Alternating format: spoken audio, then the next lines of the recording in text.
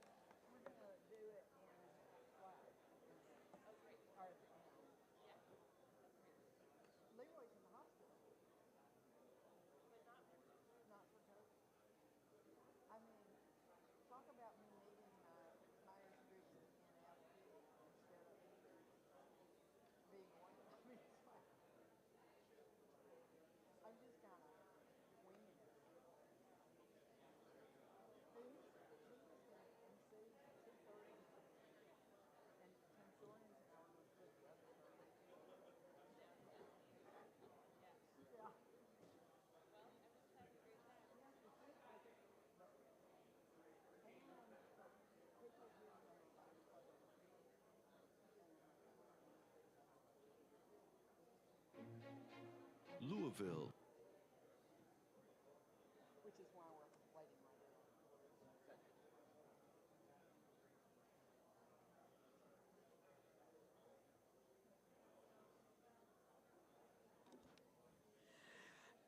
While we are waiting a bit for some technical issues to be worked out, I am curious if everyone could go ahead and take a seat.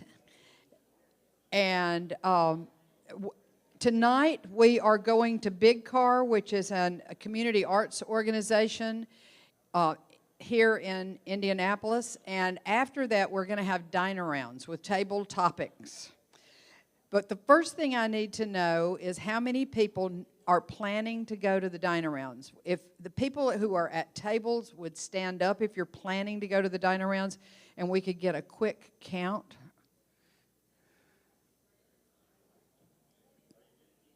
Are you going to eat dinner with us tonight? Yeah. Stand up if you are going to eat dinner with us. 20, 30, 40, 50. Okay, thank you. That's about 50 or 60 people. So that's great. That's actually almost perfect. And if you didn't stand up, feel free to come and feel free to tell us later that you're going to do the dine-arounds. What we're going to do in a few minutes is start populating Slack with ideas for table topics at dine-arounds, and we'll get into that in a minute. Are we ready to go, Melissa, with the problem statements? Okay, so what we're going to do right now, and I'm not going to invite people up on the stage with me, but Jay, yeah, if you could get the other microphone, and we're going to have some people down on the floor. Let's go to problem statement. This one, right? Just the first one. I don't know what it is.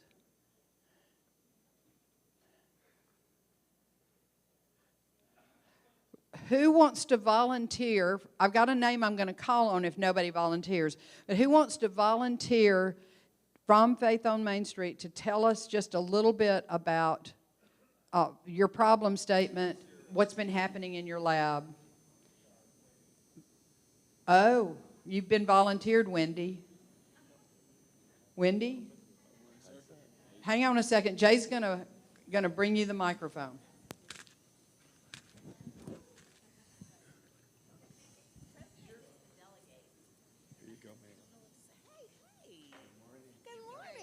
Good morning. Oh, what a surprise. So in Faith on Main Street, our problem is that we need to see and hear the stories and work of those who are using imagination to create thriving neighborhoods.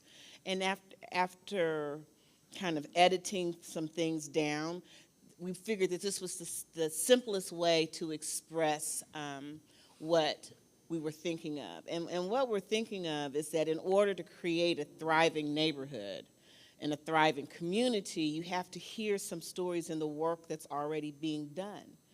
And so the problem is that sometimes those voices are quieter than the squeaky loud voice that gets their stories out there and told and the work out there. And so how can we hear those other voices about the work that they're doing in their communities that are making them thriving? So did I do it okay, Mr. President?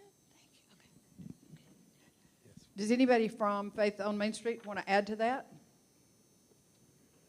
Does anybody who wasn't in Faith on Main Street see that as an issue in their work?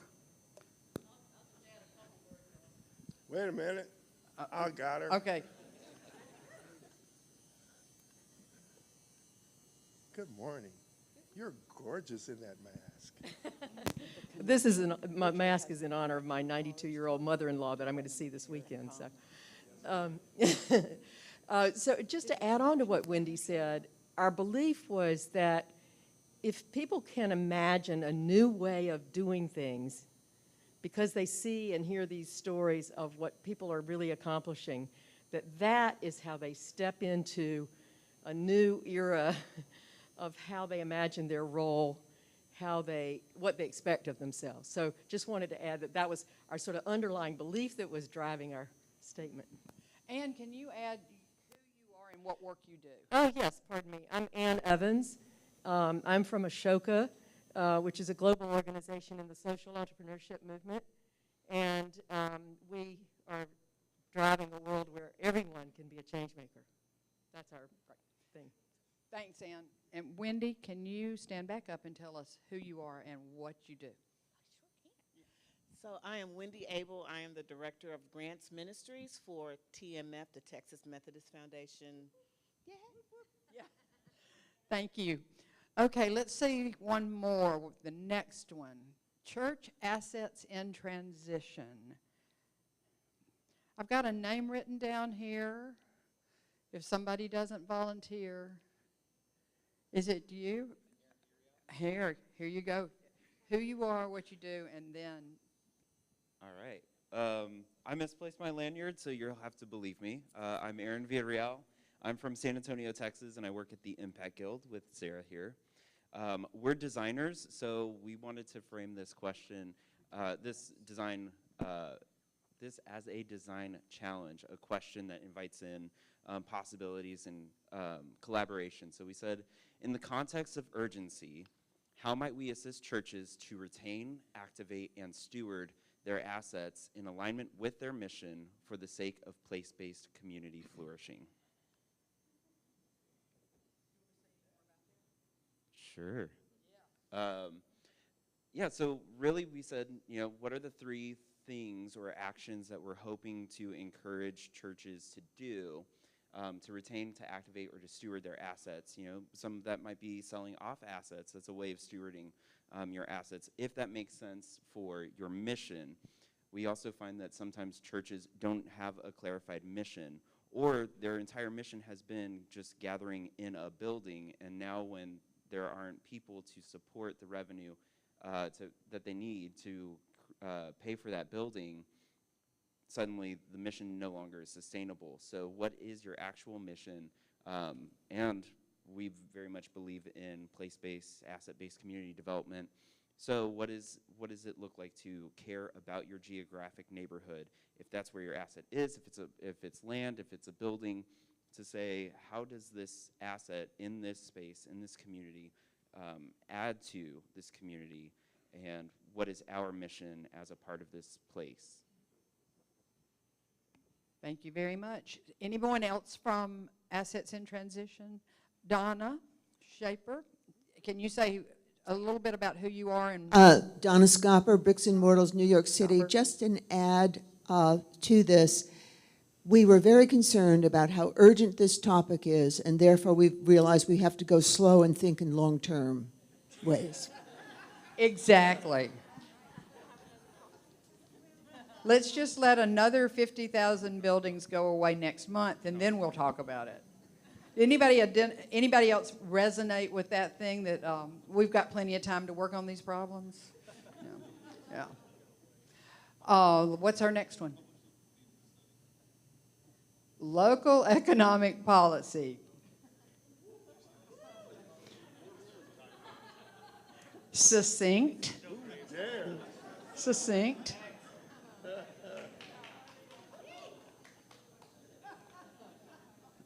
Who wants to talk to us about this, or do we all get it and we can move on? No. Rachel, are you here? Shalonda? Is Shalonda? Can you talk? Hey, Jay, right here. Go ahead, get him. It's very straightforward. Amen, sister.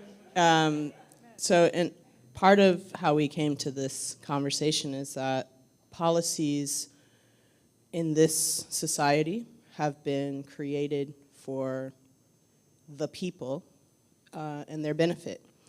And due to the nature of that and the history and legacy of that, there's an imposition for everyone who is not those people. And so That's it. That's the whole deal. Part of what we realize is that policy must emerge in order to be evolutionary and inclusive, and to have dignity for humanity. So that's what's up. Thanks. Shalonda, can you say your full name and what work you do? Sure. I'm Shalonda Ingram. I'm an entrepreneur, and in the context of this gathering, I am a placemaker in DC, Berkeley, California, and Wilmington, Delaware. Thanks. Thank you, Shalonda. Excellent. Yet another non-urgent problem we'll just think about, right? And the fourth one, we're going to do for rescuing Main Street. All of these are in Slack, by the way, so. Who wants to volunteer, or am I going to volunteer someone? We got one. Oh, you Okay. got one? Okay. I guess I could just read this long thing and sit down, right? It was complicated. Who are you, I'm Elias Krim. and what work do you do? I'm the editor of a newsletter called Ownership Matters, which is sort of what this is about. And we had a great time wrestling with this, stuffing all this in 10 pounds of material into this 5-ounce bag. But it's a global issue, but we're talking about it on the local level. There's a cultural problem behind it, and it's rooted. It's rooted in locality. It's not an abstraction. Main Street is not a street, but it is a kind of business. It's a certain size. It tends to be in certain industries. It has lots of BIPOC employees that are under threat and already have lost jobs, for example. And we're going to need a complex set of solutions to deal with it. Does anyone else from Rescuing Main Street want to add to that? And so, can you back up? Let's go back to the top and go through them again. And if you have your packets with you, they may be in your rooms, but this board right here, the intersections board, is how, as we look at faith on Main Street, we're going to spend a couple of minutes working right now. So reach into your name badge and get out your connection cards. Anybody who doesn't have connection cards, David Erickson needs some connection cards.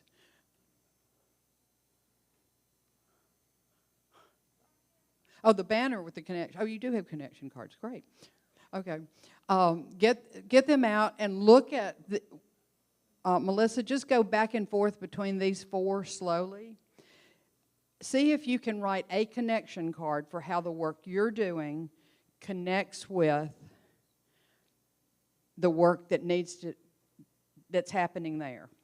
You can do it there. You can do it on the blank side of the overlaps chart. But we definitely would like for some of these connection cards to start populating the boards outside the rooms. How does your work connect with, is work you're doing, you're not in the Church Assets in Transition group, but you've seen a building with a sign on it for sale, a church building with a sign for sale. Is there a way that building might be valuable in your work? How could you connect with that building? You're in a congregation that's having issues around, or that was built in the 50s that has all this space that's not being used. How might the work you're doing connect with that work?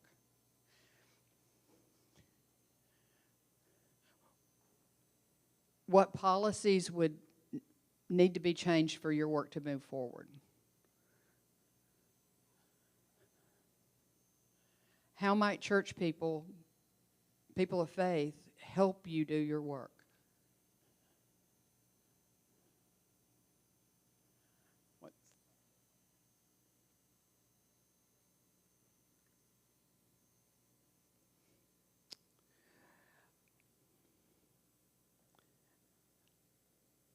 Okay, we're going to come back to the other 4 problem statements in a few minutes, but right now I'm going to ask Patrick Dugan if he will come and tell us about some work that he and the United Church of Christ have been doing in Louisville, Kentucky. and about an opportunity you all will have this afternoon or later today, one time this morning and one time this afternoon, to connect with Patrick about that work. Thank you, Rosalie. I'm so excited today to share with you the transformation that we were a part of in Louisville, Kentucky. I'm going to show you a teaser that's part of the 29-minute documentary that we're going to show twice today. And then I'm going to talk a little bit about the financing of that project as well. So, Melissa, let's show the teaser. Louisville is a place known for celebration, pride, and historic sites, but not exempt from social economic challenges. However, darkness can somehow make a way for light, beauty, and courageous leadership to arise. You see, the desire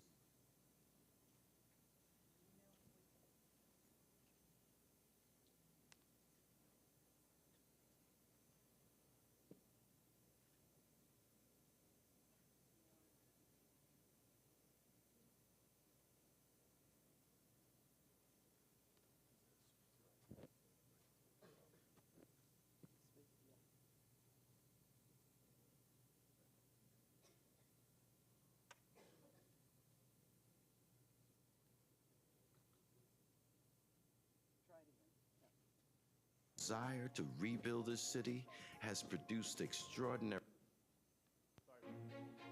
Louisville is a place known for celebration, pride, and historic sites, but not exempt from social economic challenges. However, darkness can somehow make a way for light, beauty, and courageous leadership to arise. You see, the desire to rebuild this city has produced extraordinary men and women of faith stepping up to blaze new pathways forward. And it's going to take the DNA and work ethic of a boxer to pave the tough road ahead. One aim, one step, one punch. The stakes are high. There's so many forces that were against this project happening. I've had many no's in this process, but I don't know how to quit. I don't know how to give up. To revitalize a community is no small task. To turn a desert into an oasis of resources for future generations. With all its challenges, we are always blessed and inspired by those who have championed the way forward. What does it take to revitalize a community? It takes a village. So that's the working title, and you're going to see a sneak preview. Thank you, Chris Elisara, for helping me out with that, of the full documentary later on. I want to talk a little bit about the village at West Jefferson in the context of the United Church of Christ Church Building and Loan Fund, which is 169 years old, the first building society in the church building society in the United States. And we've done somewhere north of 4,000 church real estate projects over that time. Obviously, the most prolific part of that history was probably in the early 20th century when many churches were built. And over the last 10 years, our work has shifted, and most dramatically in the last 2 years with the pandemic, to churches interested in not just building church properties, but I have a community development background, but community development projects and affordable housing, something you all know. And what's similar about the fund now and the fund that when it started in 1853 is that we're not really about buildings. Our job is about mission, advancing the mission of the church. And we use a phrase, we say, we believe churches should deploy 100% of their assets for mission. In order to do that in a neighborhood that's underbanked, disinvested, 2 miles from the jail, and there was a documentary done on the economy of the West Jefferson neighborhood and the jail 2 miles away. something like $15, $20 million a year, serving about 2,000 people in that circle, constantly going to jail, coming back to the community, living in that community. And that was the only economic driver in that community for decades.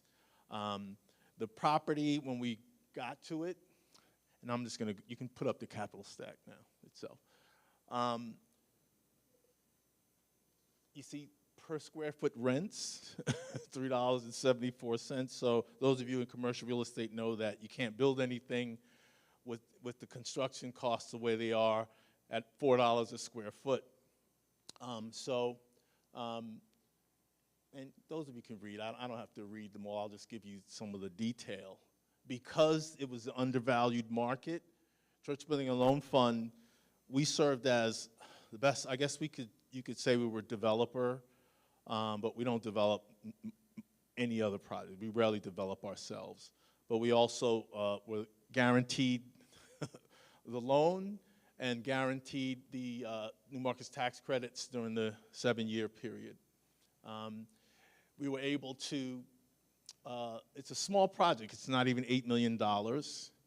And in order to have the representation of ecumenical group, we decided to participate the loan with 2 other funds, the Disciples Church Extension Fund and the Evangelical Lutheran Church in America.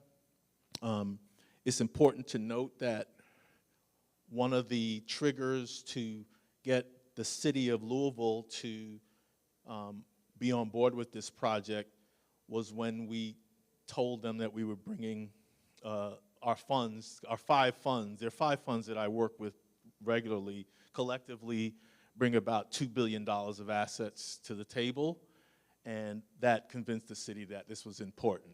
So we wanted that representation to show up in the project, even though it's a very small loan. The debt was only $4.2 million.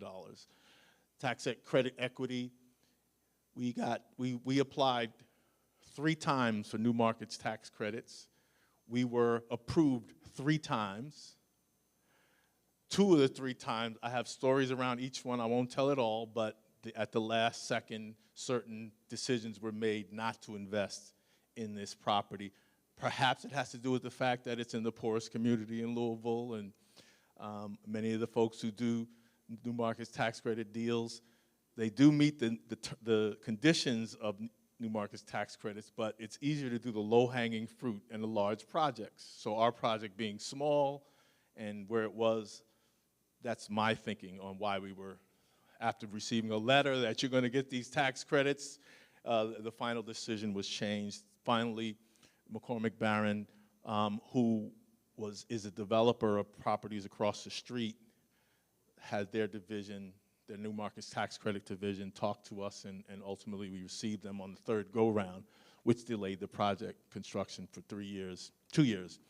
And then the rest is subsidy. HUD Choice, the church was part of that, Louisville's HUD Choice program, and got $300,000 from that. We then also helped the church raise, and this is to our foundations, $1 million from local foundations because they believed in the project and they believed in the community and they believed in the leadership and the capacity of the church. And so today we have the Village at West Jefferson, 100% leased, built by a church with, when I met them, they had 50 members and a budget of $100,000. So you don't have to be a mega church to do this kind of project. I'd love for you to see the video and look forward to sharing more with you. Wow. So the video is going to show twice. It will show in this room. The next Design Lab session starts at 10:15, and for those of you who are not in Group B, I think Group B is meeting. People who are in Group A can watch that video in here and have a conversation with either Patrick or Chris Elisaro. They'll be with it. And then this afternoon, when the Design Labs flip, it'll show again for folks to do that again. So thank you, Patrick. It's a great example of the kind of ways that all of this comes together. So 4 more problem statements. And how many of you have written a connection card? Okay, so who needs another connection card? BJ, can you just wander around? Just keep your hand up, and she's going to bring connection cards to you, and we're going to move on to the 4 other problem statements. Community equity investments and inclusive real estate ownership. Who is interested in talking to that one? If you would stand up, since people are raising their hands for.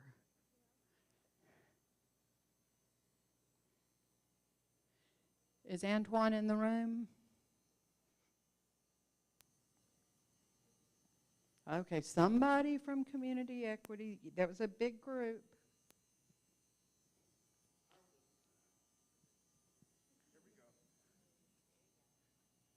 Tell us who you are and what your position is, what you're working on, where you live.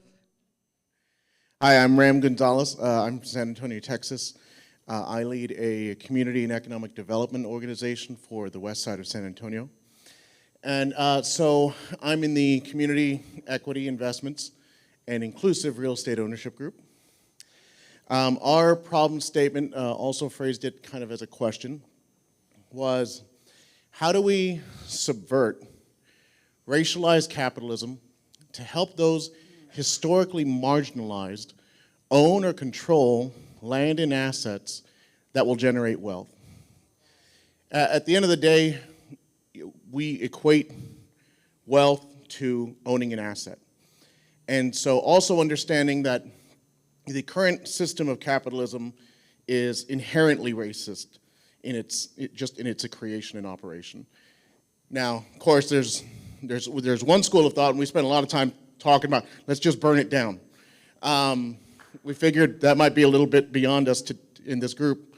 So then it became, how do we work within the existing framework, however flawed it may be? And to the extent even where specifically that word is like, not necessarily assimilate to it, but subvert it. And in many ways kind of infiltrate it, if you will. So that even in a system that is not designed to enrich those who are most marginalized or vulnerable, how do we hack the system, so to speak, so that we can get more of those assets into the hands of our people? That was our problem statement. Thank you, Ram. Feels like you've got some agreement there. Does anybody see a connection with what you're working on to what they're working on? Then you're going to write that down and put it on your card? Okay, the next problem statement. Bridging the racial wealth gap. Who wants to volunteer from Bridging the Racial Wealth Gap? Is Jeremiah in the room if no one raises their hand? Oh, you're right here in front of me, Jeremiah. Stand up. Good morning, everybody. I'm Jeremiah Robinson. I'm the entrepreneur in residence with Mountain BizWorks, which is CDFI located in Asheville, North Carolina, and we service the 26 most western counties of North Carolina. So in Bridging the Racial Wealth Gap, we kind of broke this down into 3 separate categories that needed to be addressed. The first being knowledge. So knowledge in terms of, what does it mean to bridge that gap or to bridge that divide? Because a part of it was also the story. So how do we create the right terms and understand this and put it in context that everybody is kind of starting from the same place? Of what that means to bridge the racial divide. So that we also talked about relationships. So relationships as it relates to networks. So a lot of times within the Black and brown entrepreneurial communities, we don't have those structures in place, those networks, that social capital that we need in order to build businesses. Because a lot of times, well, to me, I see that I look at capital in three ways: the financial capital, the human capital, which is the knowledge, and then the social capital, which is the networks and the connections. So a lot of times in communities of color, we don't have those strong connections, those strong networks that would often accelerate or be catalytic in growing our businesses. So we need to build those relationships, and then we also need to build bridges in terms of connecting people of color with the majority. And then also the story of bridging the racial wealth gap talks about, well, part of it was about white ignorance and just not understanding the struggles and the perspective of people of color, right? So when you're looking at it from one direction, you oftentimes miss the opportunity to see things from somebody else's perspective that you may not have otherwise understood, as well as internalized oppression, right? So historically, because of just the things that have been ingrained in us as people of color, we kind of grow up with a certain perspective that we sometimes have to look outside of in order to be able to grow from that. And I would love to have somebody else from that group share a little bit more. That's all.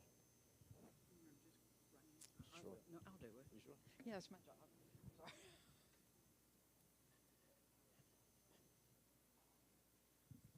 Okay. Hi, I'm in the group as well, and my name is Sal Yang, and I'm in the Bridging the Racial Wealth Gap class. I'm a financial advisor that works with donor-advised funds, and we identified the 3 gaps yesterday, and our solution today is to try to help bridge the knowledge, the relationship, and the story gap. And when we discussed the knowledge gap, it was getting the tools to create generational wealth in our community of color. So basically leveraging estate planning strategies, ladybird deeds with real estate life estates. So getting the knowledge to help bridge the gap that exists in the African American community was a big part of our workshop yesterday. And we talked about the relationship gap, which is basically creating a social network to help create funds, like Stephanie mentioned yesterday, to help bridge the financial gap that exists within entrepreneurs in the community. Thank you, Sal. Connections with your work and what's happening in that room. Make a few notes and put them on the cards for us. Let's go to the next one. Aligning endowments with mission. Who would like to speak to aligning endowments with mission?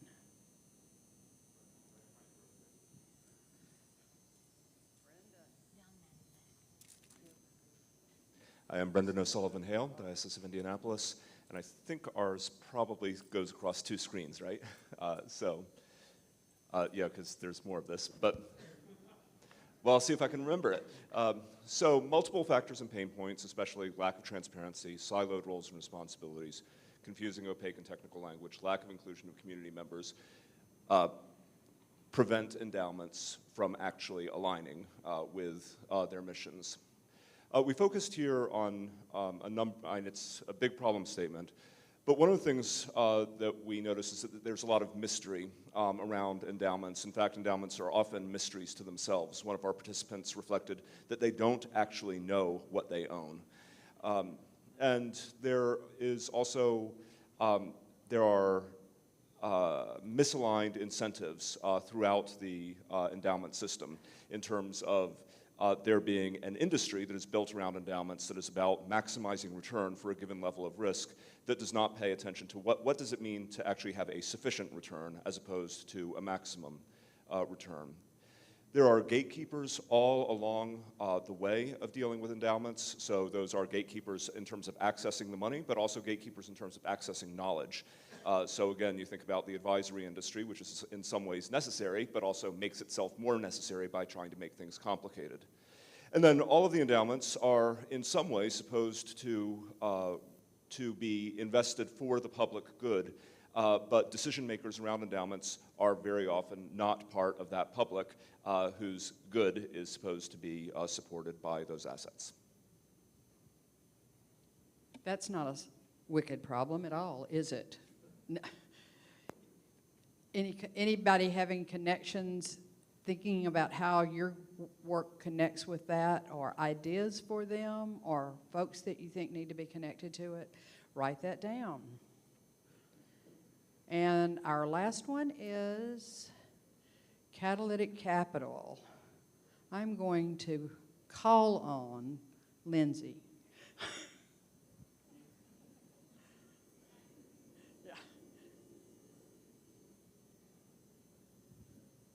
Morning, everyone. So actually, our problem statement is just the first one. The other ones are just components of the problem. But I think it became really clear to us that I think we might have started out talking about catalytic capital as a response to more entrenched, siloed capital. But then we started to sort of recognize there are problems with catalytic capital itself in the way it's defined right now. So our problem statement is that catalytic capital is not currently defined by and owned by the people and communities that it must be in service to. So it's still largely this idea of being catalytic. The agenda is being set by the wealth holders, and the agenda needs to be set by the communities that aren't currently getting access to capital. I think another big insight from yesterday's session was that we're missing the point if we just talk about the money. That what's catalytic in doing this is the relationships, who sets the agenda, shifting power, trust, building that knowledge. So I think this connects to a lot of the other themes we just heard from. It has to activate what's already there in those communities, so that time needs to happen to sort of recognize and surface the assets that already exist. And I think it was actually one of the folks visiting from another session who really called attention to the fact that when we're talking about the wealth and who currently holds that a lot of that has been extracted from these very same people and communities, and that's an important frame to keep in mind. I learned a lot in our session, and I'd love if anyone else wants to add.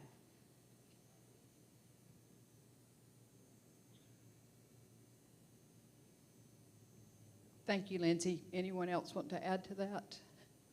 So I'm going to give you about 3 minutes we'll go back and forth between those 4 problem statements and to write up some cards. And if you need another connection card, BJ is wandering around giving them out.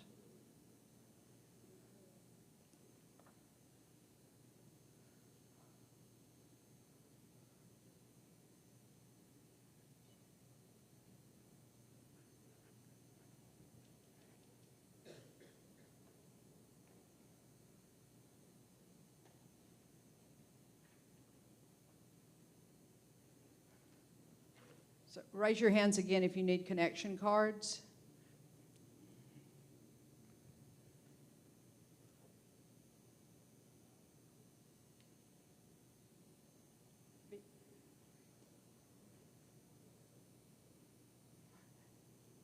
There's a stack of them in your rooms. BJ up here. There's a stack in your room, so keep doing this. This is our old school connection, and now we're going to move into our high-tech connection, and that is, we're going to talk about the dine-arounds. We want to have table topics, and Melissa is going to put up on the screen the Slack channel, and you can either right now go into the Slack channel for dine-around topics. We'll get there. But we're also willing for people, if you've got a topic that you'd like to propose, we're going to have this channel running until till after lunch today, and then we'll make a decision about what the dine-around topics are and then get you signed up for what table you want to go to. So after having listened to, I'll just change the verb, listen to the problem statements, what ideas, what thoughts, what things do you think would be great to have a group of people sit at dinner tonight and talk about together, to share ideas? Anybody have any ideas about that they'd just like to share right now? We have no ideas right now. Nobody wants to talk about anything at dinner tonight. Okay. Ann. Stephanie and Ann have ideas.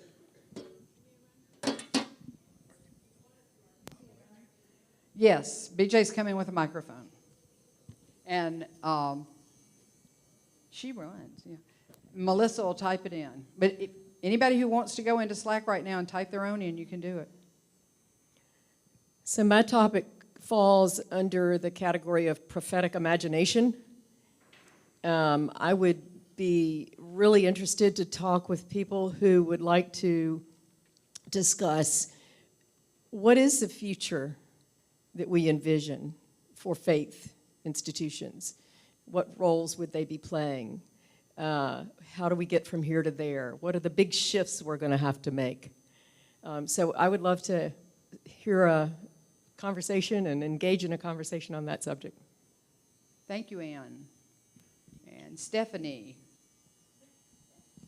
Thank you. I'd love to have a conversation around how Catalytic Capital leads to bridging restorative wealth, leading to community investment of stewardship.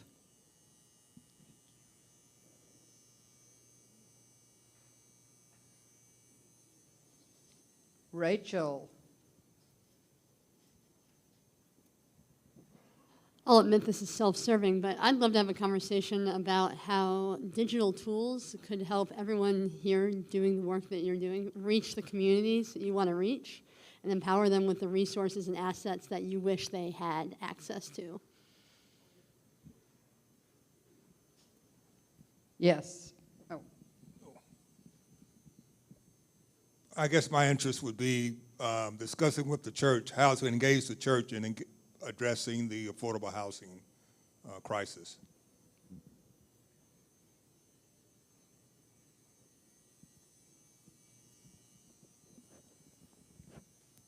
In pursuit of having dinner with Stephanie, I would just add on to hers that I think also in grounding that in like how can we construct catalytic capital like at the community level in interesting structures that are really inclusive and get everybody activated.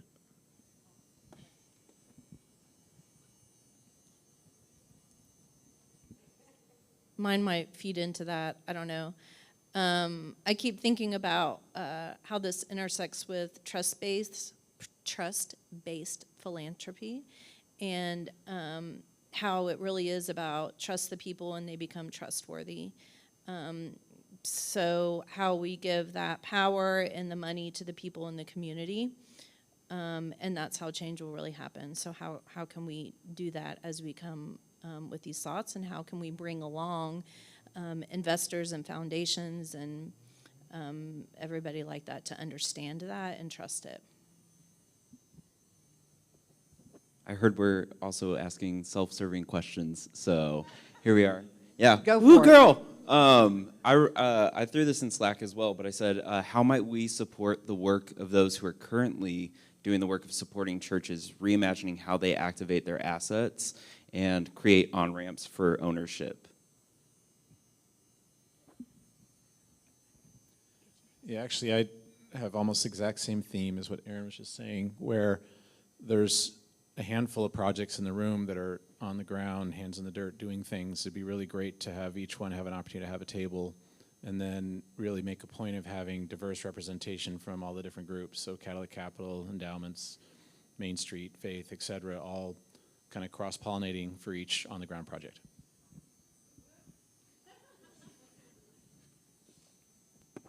A discussion about the language barrier between the giver and the receiver.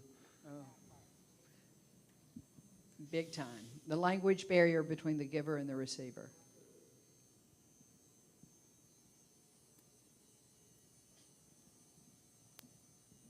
This may not be a table, but anybody who's interested in rural work, I hear a lot of urban work that's going on or in larger cities, and really interested in hearing about rural work. Rural work, yes. So the Slack channel is open for you to put ideas in there. What we will do sometime before lunch is we will take those ideas and maybe group them and then put them out, and we'll start voting on which ones we'll have tables around. But keep adding to it, be redundant in there.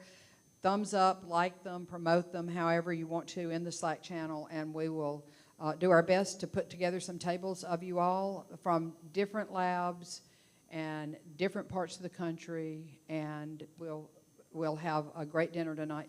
Most of us will be going to the Block Bistro, which is a couple of blocks from the hotel downtown, African-American owned restaurant here in town, and we will be the only people there, so looking forward to that. So one other Slack channel that is now there is who else needs to be here? I don't know what it's called. Is it there yet? Yeah. Who else needs to be in the conversation? So we've got, over these 3 days, with people coming and going, we have about 120 folks. We have some people who, obviously with the COVID testing and with other things, that about 10 or 12 people who didn't make it because of illness. And by the way, my colleague who is not standing here with me, Leroy Barber, is in the hospital here in Indianapolis, went to the emergency room last night and was admitted, not COVID, but very sick. So prayers for Leroy would be appreciated. That's why I'm running fast and also praying for Leroy.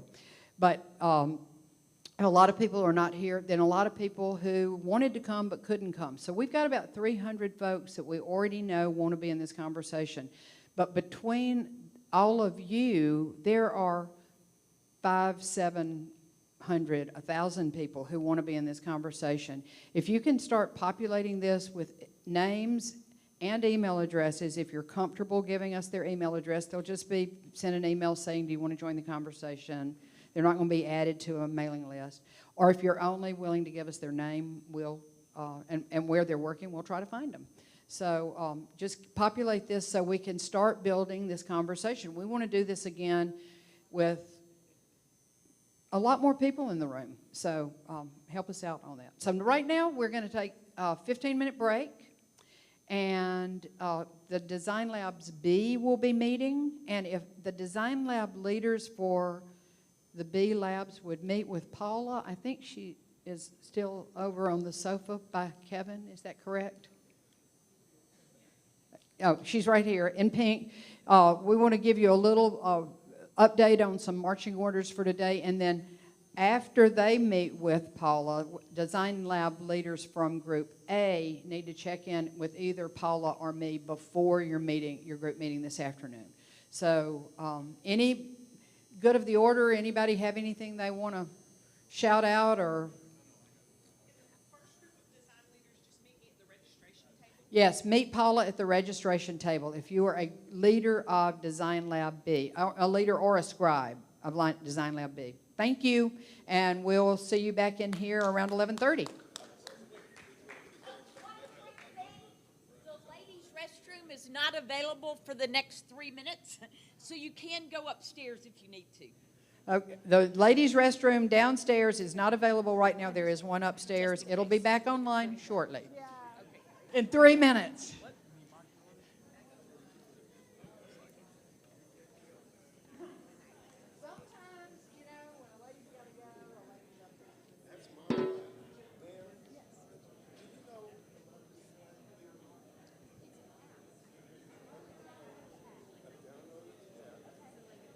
If you are having trouble getting into Slack or need any Slack advice, BJ, who's been handing out cards, will be here to answer Slack questions.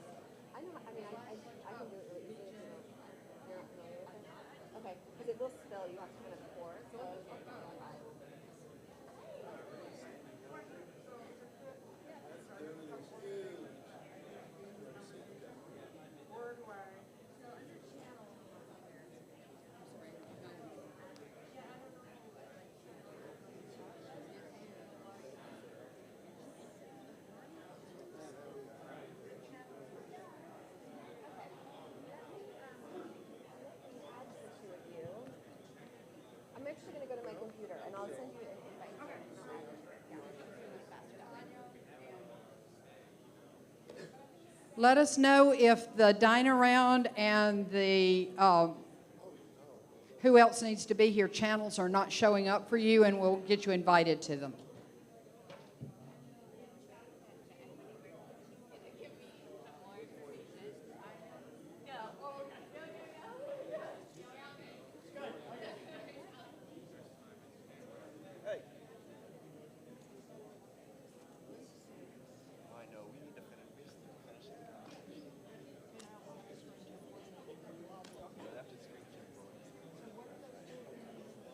What's your name? BJ.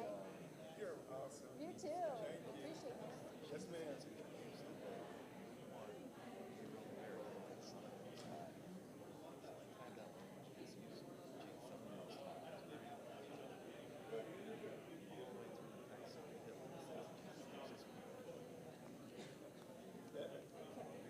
That's one way to skin this cat. Yes. This cat's gonna be right skinned.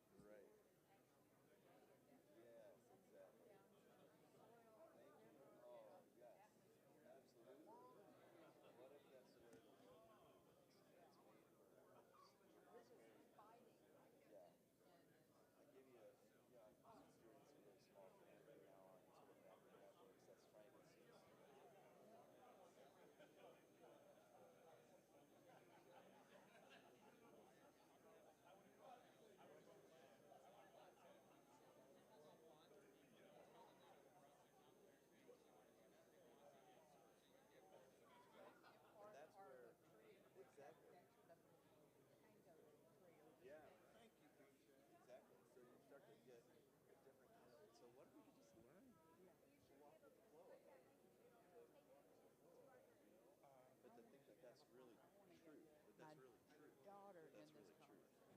For me, to your question about like, how do you help pastors and clerks to see that at center in a way that's should be really life giving for people? And you can be liberated from so much by that pathway.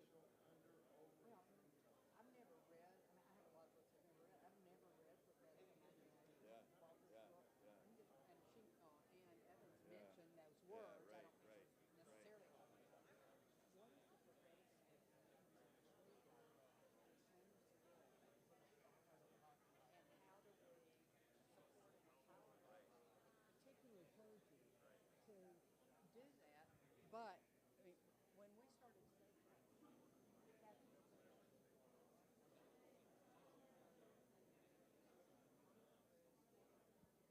one of the Wall Street journalists, she said from our study, she said, we really didn't have the message of wisdom because moral and that what if instead of us seeing ourselves as arrows that are trying to get in, that we see that there is a